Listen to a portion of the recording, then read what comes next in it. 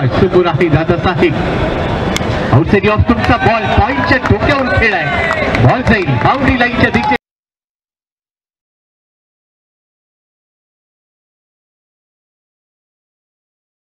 टप्पा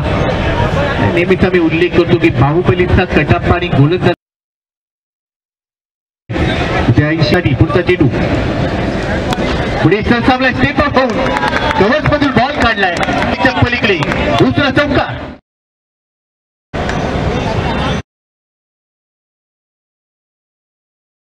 सुटलाय एखाद्या सुईमधून अलगद काढावा तसा दोन फिल्डरच्या मधून हा बॉल काढलाय आणि या ओव्हरमध्ये हा दुसरा चौकाराच्या मदतीने धावफलक पुढे चाललाय टीमची टोटल स्कोर कार्डवर आहे 8 धावा आणि राईस एक्स्ट्रा कव्हरला दुसरा ताकद आहे या खेळाडूची